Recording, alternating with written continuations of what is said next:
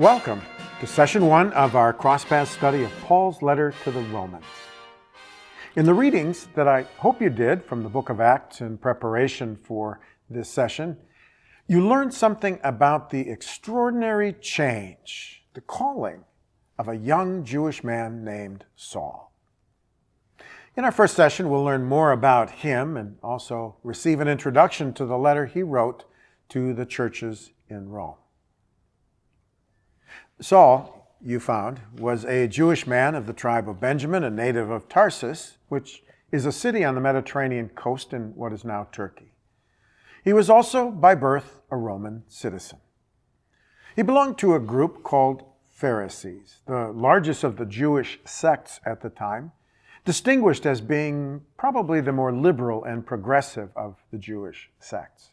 The Sadducees were a much smaller group, very conservative in their theology and practice, and the Sadducees, unlike the Pharisees, did not believe in a resurrection of the dead, nor did they accept as authoritative any writings other than the 5 books of the Torah. The Sadducees also largely came from the wealthier, more privileged families. Other sects at the time included the Zealots, who advocated for the armed overthrow of Roman rule, and the Essenes, who felt that city life was too filled with worldly temptations and distractions, and who founded a community out by the Dead Sea to live a quieter, simpler life. As a young man, Saul was sent to study under one of the most prominent and respected rabbis of his day, a Pharisee by the name of Gamaliel. Some 40 years after the death of Jesus, a failed rebellion against the Romans resulted in the complete destruction of Jerusalem and the temple, the banishment of all surviving Jews from Jerusalem, and before long of all of those sects, it was only the Pharisees as a group who continued on. In the years following the death and resurrection of Jesus, the numbers of his followers grew quite rapidly. And for those Jews who believed Jesus to be the Messiah and the Son of God, they were initially treated as one more legitimate sect within Judaism. And there was never any intention by them of no longer being Jewish. They saw their faith in Jesus and their message of the gospel to be a natural expression of their faith based on familiar scriptures. It was in the same way that Martin Luther never intended to be anything other than a faithful, good Catholic, simply offering a fresh understanding of the gospel. These earliest disciples and followers of Jesus never saw themselves as anything other than Jewish. Important to remember. But, as you might expect, tensions and disagreements arose. They grew deeper. As years passed and non-Jews or Gentiles also chose to follow Jesus, other tensions and disagreements continued to divide them. Some insisted that non-Jews had to become Jewish before they could become Christian. Others said it was not necessary. Some said it was necessary that all Christians observe Jewish rituals, laws, ordinances. Others said not necessary. Different leaders insisted on different rules, different practices, and the early believers struggled to find their way in that confusion.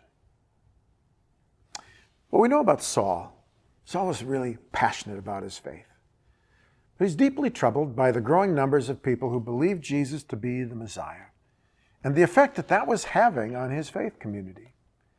So he asked for endorsement by religious leaders and leaders among the Pharisees to travel around to arrest those claiming to be followers of Jesus. In your readings, you saw that he was a witness to the execution by stoning of one of those Christians, a man named Stephen. He stood by holding the coats of those who would throw rocks. But then you read about how, as he was on the way to Damascus to round up and arrest other troublemakers, he has this dramatic experience on the way. A blinding light, a voice from the sky, a voice saying, "Saul, Saul, why are you persecuting me?" Longer story short, after several days with a man named Ananias and other Christians in Damascus, Saul begins preaching about Jesus in the local synagogues. As a result, he becomes the target of a murder plot, escapes, and now he has to convince the people he formerly arrested and persecuted that he's now one of them. From this point on, he is also known by the name Paul. This new name marking a significant change in his life. But remember this, like Simon, whom Jesus names Peter, the rock, Paul does not give up his Hebrew birth name of Saul, but carries both Saul and Paul for the rest of his life. Paul the Christian does not cease being Saul the Jew, but carries both of those identities with him as he becomes perhaps the most significant communicator of the gospel in his time. It becomes clear over time and evidenced in his writings that Paul is a bridge. He's a bridge in the relationships between Jews who did and Jews who didn't see Jesus as Messiah, as well as a bridge between Jews and Gentiles who were non-believers. And like all who found themselves in that bridging capacity, Paul becomes subject to criticism, abuse and criticism from all sides. His advocacy for all people is a flashpoint, and it leads to imprisonments, beatings, death threats, and rejections. His preaching, his teaching, is sometimes misunderstood or totally misrepresented, distorted by those who feel threatened by the inclusiveness of his gospel. I think very sadly, in our time, there are still frequent appeals to Paul's writings that take them out of context, abuse them to further hate and division. His writings have been misused for centuries to support slavery, patriarchy, persecutions, and even anti-Semitic beliefs. As we study together, we will discuss why one writer says that for centuries, Romans has been misused to issue statements about questions it was never meant to answer. We'll talk about that. And I will always maintain that our goal in Bible studies is to let Scriptures speak with their own voice, and to be very wary of any tendency on our part to bend it to fit our own bias or prejudice. In Paul's lifetime, if we go only by what we read in Scripture, he traveled somewhere between 10,000 and 15,000 miles to share the story of Jesus. Happened between the years 46 and 60. He writes at one point of hoping to make it one day to Spain, which at that time was like saying he intended to take the gospel to the ends of the earth. He helped start new Christian communities in many of the places he would visit, wrote a number of letters staying connected to those congregations and individuals over time. Some of them were preserved. Some were shared. Others were not. Those of Paul's writings and those attributed to him that were preserved make up roughly 25% of our New Testament. Now, interestingly, he very rarely says anything in them about Jesus' life or Jesus' teachings. He never references a single parable nor a miracle. But he focuses intensely on the meaning, the significance, the purpose of Jesus, and also deals with questions and issues that arise in the faith communities of his day. The oldest known letter that we have written by Paul is called 1 Thessalonians. It was written maybe 20 years after his Damascus Road experience and years of preaching and teaching. In my opinion, it's not the most interesting of Paul's writings, as he is forced to defend his character and his credibility from personal attack, and also to deal with their questions about end times and the second coming of Jesus. In fact, most of Paul's writings are efforts to deal with theological questions, moral issues that arise about the challenge of being Christian in communities where there's pressure to conform to an old faith or old practice, disputes or divisions arising because of them.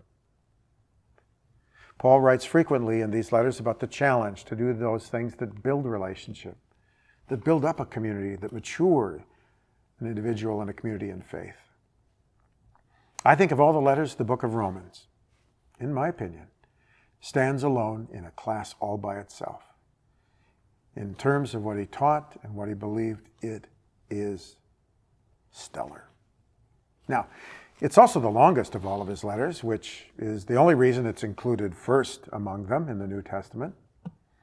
It's also the most complete and thorough teaching we have from him about salvation by grace. Salvation by grace through faith in Jesus. It is, many say, Paul's magnum opus. And the reading of it has continually been the occasion for the church or leaders in the church to return to its basic truth, to reform its practices, to improve its teaching, and to inspire leaders, teachers, and preachers to recalibrate their message with God's grace and with the height, breadth, depth of the love of Christ being the compass. If you study history, you'll find that the reading of Romans by some of the most educated of biblical scholars and the most fervent of faith has been cited by them as being an aha moment of insight and inspiration. For Lutherans, we know that the devout monk Martin Luther struggled with depression, with shame, with anxiety about his relationship with God, and having a never-ending, always failing effort to try to please God. Martin Luther went to confession so often and for such long periods of time that his confessor finally told him off. And then one day while reading Romans, not for the first time, but that one day he finally heard so clearly the liberating message of undeserved and unearned grace. John Wesley, several hundred years later, one of the founders of Methodism, heard Luther's writing to the Romans, saying that when he heard Luther's words, he felt his heart strangely warmed. And St. Augustine, 1,000 years before Luther, tells of how he left behind a very privileged and dissolute life after reading a portion of Romans. And he said as though it was his heart being flooded with light. He asked to be baptized at Easter Vigil in the year 386. Some years later, as he looks back on that day, he writes, "Lord, you have made us for yourself, and our hearts are restless until they rest in you." I love Luther's words. He said, "When I finally understood this text, the doors of paradise opened, and I walked through." A reminder, what is helpful to keep in mind, this is not the first time that they read Romans. It's not the first time that they found Romans shaping their faith experiences. Augustine's mother was a devout Christian. Both Luther and Wesley were renowned biblical scholars before these times. And Luther would later write that when he had his aha experience with Romans, he'd not only read it, he'd taught it. He'd written about it. He could say that he'd even memorized most of the entire Bible. He'd even been taught and trained to teach that grace, which leads to forgiveness and salvation and a right relationship with God, is achievable by obedience and living a grace-worthy life.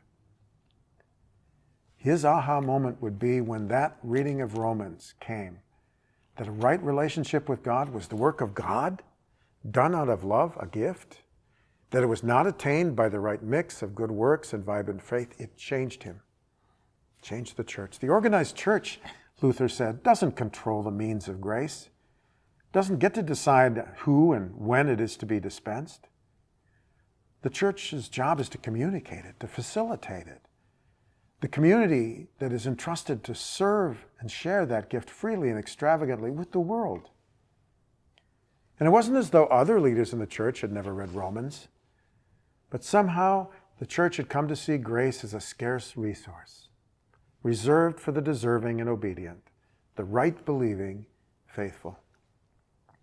In fact, Luther would say that the church saw itself as judge and jury over who was worthy of grace, who was worthy of salvation, saw itself as being the mediator between Christ and the world.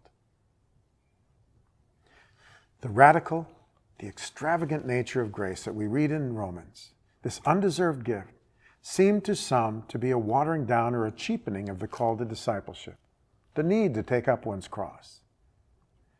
We'll have more to say about that as we make our way through that particular part of the text together.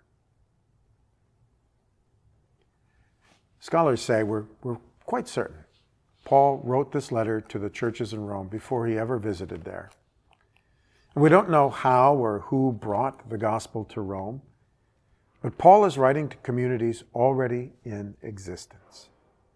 Legend will sometimes attribute the arrival of the gospel there to either Peter or Paul, or both, but that's highly improbable very unlikely.